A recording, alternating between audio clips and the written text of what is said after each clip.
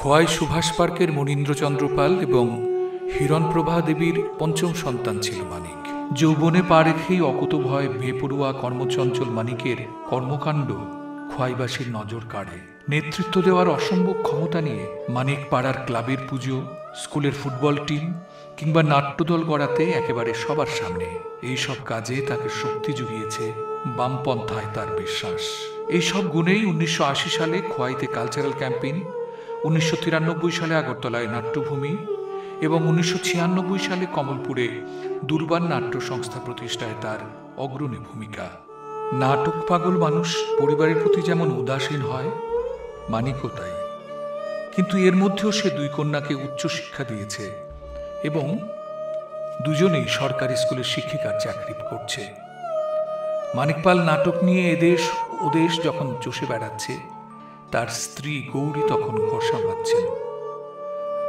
Khowai cultural ক্যাম্পেইনের Debnath ইতুন থেকে শুরু করে গোড়ার দিকে প্রায় প্রতিটি নাটকে মানিক অভিনয় করেছে। সাংগঠনিকভাবে কালচারাল ক্যাম্পেইনের ভিত শক্ত করতে প্রথম দিকে কয়েক বছরের সম্পাদক হিসেবে তার ভূমিকা ছিল অপরিসীম। তথ্য ও সংস্কৃতি দপ্তরের রিপোর্টার হিসেবে আগরতলা বদলি হওয়ার পর মানিক ঘনিষ্ঠভাবে নাট্যভূমিতে যুক্ত হয়। নাট্যভূমিতে আমি মাধবী, রাইমা সাইমা, এক অনন্তের খোঁজ এরকম অনেক নাটকে সে অভিনয় করেছে এবং নাটক নিয়ে আন্তর্জাতিক এবং জাতীয় নাট্যোৎসবে পশ্চিমবঙ্গের বিভিন্ন শহর, বহুবার বাংলাদেশ, মুম্বাই, কর্ণাটক, দিল্লি সফর করেছে। নাট্যভূমির সাংগঠনিক কাজে তার ভূমিকা ছিল শুরু থেকেই পথপ্রদর্শকের। বাংলাদেশ সহ দেশের বিভিন্ন শহরে নাট্য মঞ্চায়নের যোগাযোগ এবং ব্যবস্থাপনায় মানিক ছিল কাণ্ডারি। মৃত্যুর সময়ও মানিক ছিল নাট্যভূমির কোষাধ্যক্ষ। বাবা, এটা তো কুয়াশা। শীতের রাইতে বাহির থেকে সন্ধ্যাকাল না গাইয়ে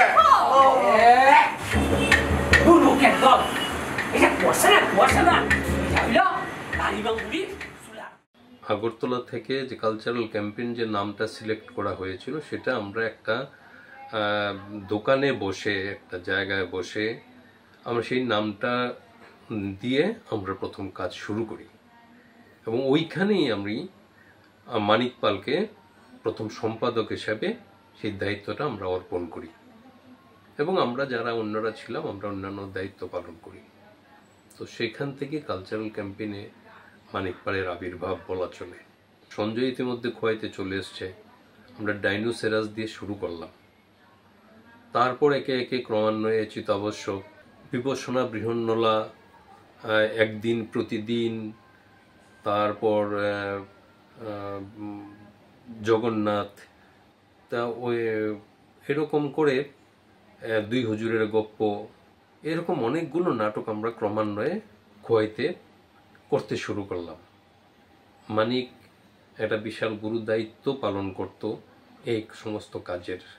কাজেটা ভাবতে ভীষণই খারাপ যে মানিকের শ্রদ্ধাঞ্জলি অনুষ্ঠান আমাকে কথা বলতে হবে, এটা ভেবেই আমার নিজেকে সংযত করাই বড় বেদনাদায়ক এবং কষ্টকর হয়ে উঠছে।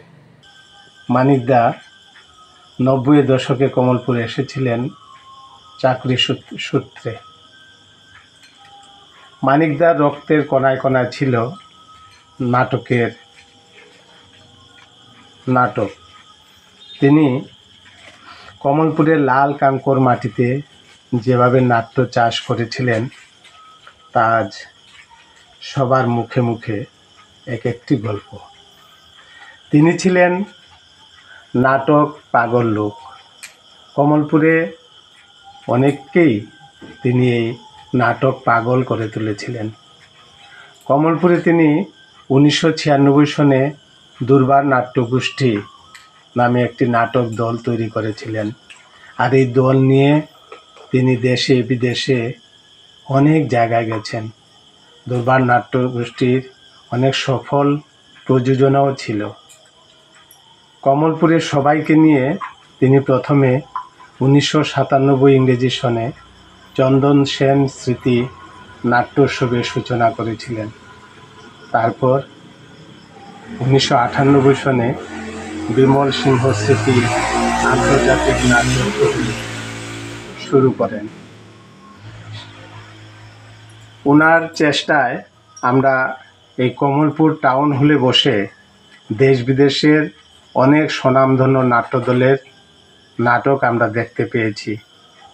এরকম একজন মানুষের সাথে আমরা 2 দশক ধরে কাজ করতে পেরেছি, এটা আমাদের জন্য অনেক সৌভাগ্য, আমাদের পরম পাওয়া ছিল। আমাদের কাছে এই দিনগুলি এখন এক একটি স্বর্ণালী দিন। এরকম একটা পরিস্থিতিতে মানিকদা সম্বন্ধে এই 2 দশকের যে গল্প আছে তা বললে শেষ করা যাবে না। মানিকদার অসীম সাহস, যে প্রেরণা, এটা আসলে আমি আর কখনো দেখিনি বা কখনো পাইনি। আমরা সাধারণ খেটে খাওয়া একজন মানুষ, কাজ করে আমরা দিনাপাত করি, তাদের মধ্যেও যে নাটকের এভাবে জোয়ার তোলা যায়, এটা কমলপুরে মানিকদাকে না দেখলে আসলে বোঝারই উপায় নেই। আজকে মানিকদা নেই, এটা আমরা ভাবতেও পারছি না। মানিকদা, তুমি যেখানেই থাকো ভালো থাকো। তোমার আদর্শে, তোমার প্রেরণা যাতে আমরা তোমার আদর্শকে বহন করে নিয়ে যেতে পারি এবং তোমার পথেই যাতে আমরা হাঁটতে পারি, এইটুকু শুধু বলি, আর বলার কিছু নেই। ভালো থেকো মানিকদা। মানিক পালের অকাল প্রয়াণে কিছুতে মেনে নিতে পারছি না। আমার সঙ্গে ওনার দীর্ঘদিনের পরিচয় ছিল, প্রায় 3 দশকের উপর হবে আমার সঙ্গে ওনার পরিচয়। উনি শিলচরে আমাদের রূপমের অনুষ্ঠানে বহুবার এসছেন। রূপমের একাঙ্ক নাটক প্রতিযোগিতায় আমার যতটুকু মনে আছে 1981 সাল হবে, সেই সময় কালচারাল ক্যাম্পেইন খোয়াই থেকে উনি এসেছিলেন খুব সম্ভব। এরপর বহুবার উনি আমাদের অনুষ্ঠানে এসেছেন এবং এরপর নাট্যভূমিতে আগরতলার সঙ্গে উনি ওতপ্রোতভাবে জড়িত ছিলেন, একদম একনিষ্ঠ সদস্য ছিলেন। ওনার মতো একজন সহজ সরল, ভদ্র, নম্র এবং নাটক পাগল লোক আজকাল খুবই কম দেখা যায়। নাট্যজন মানিক পালের অকাল প্রয়াণে আমরা শোকাহত, মর্মাহত। আমরা তার বিধি আত্মার শান্তি কামনা করছি। বাংলাদেশে নাট্য চর্চায় আমার প্রায় 45 বছর অতিবাহিত হতে চলছে। মানিক পালের সাথে কখন কিভাবে আমার পরিচয় হয়েছে আজ আর সেটা মনে করতে পারছি না। নাট্য অন্তপ্রাণ মানিক পাল বাংলাদেশের সাথে ত্রিপুরা এবং তার আশেপাশের জেলাগুলোর সাথে যে আমাদের নাটকের মেলবন্ধনটা ঘটিয়েছে, তার মূল রূপকার হচ্ছে মানিক পাল। এমন একটি সময় নেই যখন সে ফোন করার পরেই নাটক ছাড়া আর অন্য কোনো কথা বলত। মানিক পালের কারণেই আমাদের সাথে নাট্যভূমি, সঞ্জয় কর, সুভাষ দাস সহ আরও অসংখ্য নাট্য বন্ধুদের পরিচয় ঘটিয়েছে। কত জায়গায় যে আমরা নাটক করতে গিয়েছি। বাংলাদেশে আসলে একবার না একবার ফোন করবি এবং যতটা সময় থাকতো শুধু নাটক নিয়ে তার ব্যস্ততা। আর নাট্য বন্ধুরা, আপনাদের কাছে আমার অনুরোধ, এই শোককে কাটিয়ে শক্তিতে রূপান্তরিত করে মানিক পালকে কি করে আরও নাটকের মধ্যে দিয়ে বেশি করে মনে রাখা যায় সেই ব্যবস্থা আপনারা করবেন। মানিক পাল আমাদের মানিকদা, আমাদের সবার ভালোবাসার মানিকদা। শুনলাম মানিকদা প্রয়াত হয়েছেন। কথাটা বিশ্বাস হচ্ছে না। কি যে কষ্ট পেয়েছি শোনার পরে বোঝাতে পারবো না। মনে হয়েছে নিজের আপন ভাই বোধহয় চলে গেল। সত্যি তো, মানিকদা তো আমাদের ভাইই ছিল। ওনার এত মায়া, এত থিয়েটার পাগল, নাটক পাগল একজন মানুষ, সত্যি আমার দেখা খুব কমই হয়েছে। সবার কথা ভাবতো। বাংলাদেশে যেদিন 5ই আগস্ট শেখ হাসিনা সরকারের পতন হয়ে যায়। তারপরে আমরা বাড়িতে থাকতে পারিনি, অন্য জায়গায় ছিলাম। মানিকদা বারবার ফোন করেছে, খোঁজ নিয়েছে, কেমন আছি আমরা, ভালো আছি কি না, কোনো হেল্প লাগবে কি না। আমাকে বারবার বলেছে, ভাবি আপনারা চলে আসেন আমাদের এখানে, এখানে কোনো সমস্যা হবে না, আপনারা চলে আসেন। বাংলাদেশের সাথে নাটক অঙ্গনের, নাট্যাঙ্গনের, থিয়েটার অঙ্গনের সবার সাথে আগরতলার পরিচয় আসলে মানিকদার মাধ্যমেই। প্রথম 1996 সালে মানিকদা, সম্ভবত 96 সালই হবে, মানিকদা প্রথম বাংলাদেশে এলেন, উদীচীর সঙ্গে যোগাযোগ করলেন এবং আমাদের নিয়ে গেলেন ওখানে। অনেক দিন আমরা থেকেছিলাম, অনেকগুলো শহরে আমরা নাটকের শো করেছিলাম। মানিকদার জন্যই সেটা সম্ভব হয়েছিল। মানিকদা, সঞ্জয় দা, এরা আসলে আমাদের ভাই, এর মানে তুলনা হয় না। এবং মানিকদার মাধ্যমেই আগরতলা, ত্রিপুরার মানুষদেরও বাংলাদেশে আসা। উনি এই সেতু বন্ধটা রচনা করেছিলেন। মানিকদা, তুমি যেখানেই থাকো ভালো থাকো, তুমি আমাদের হৃদয়ে, আমাদের স্মৃতিতে চিরদিন বেঁচে থাকবে। মানিকদা, মানিক পাল, আগরতলার মানিকদা, ত্রিপুরার সাথে বাংলাদেশের আজকের যে নাট্য যোগাযোগ, এদের সাংস্কৃতিক বিনিময় এবং অর্থনৈতিক বিনিময়ে বলবো আমি, তার পুরোদে ব্যক্তিত্ব ছিলেন মানিকদা, মানিক পাল। বাংলাদেশের এই আবহাওয়া পরিবর্তনের মধ্যে, এই রাজনৈতিক পটভূমি পরিবর্তনে মানিকদা 5 তারিখ সারাটা দিন চেষ্টা করছে নাকি আমাদের সাথে যোগাযোগ করার জন্য।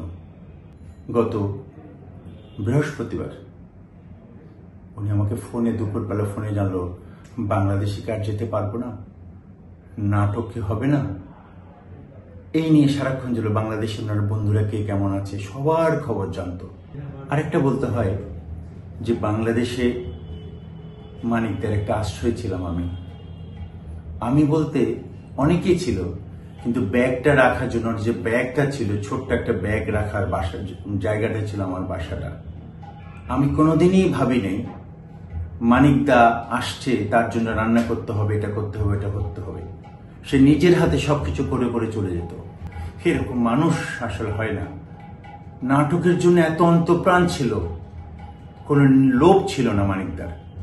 এরকম নির্লোভ মানুষ এখন খুব বেশি বড় প্রয়োজন। আমাদের অত্যন্ত কাছের এবং প্রিয় নাট্যজন মানিক পাল, ত্রিপুরার নাট্য সারথি মানিক পাল আমার বহু দিনের, বহু বছরের বন্ধু।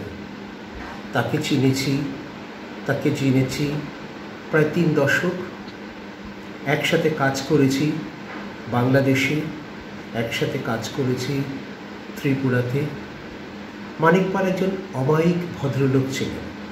মানিক পাল একজন আত্মনিবেদিত নাট্যকর্মী ছিলেন।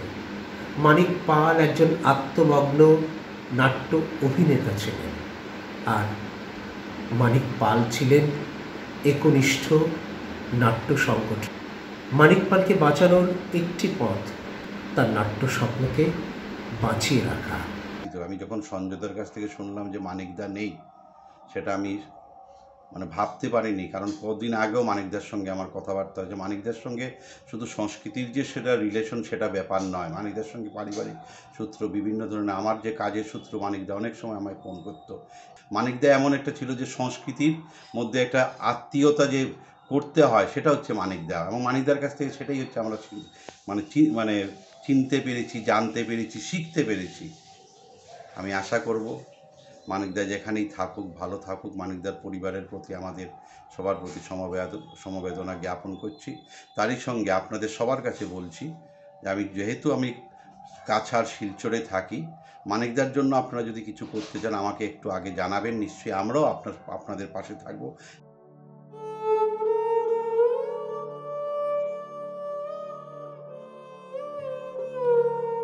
আমি আশা করব আপনারা যে পথে এগিয়ে চলছে, আগামী দিনও সেই পথ ধরে রেখে আরও উচ্চ শিখরে পৌঁছে যাবে তার প্রত্যাশা আমি করছি।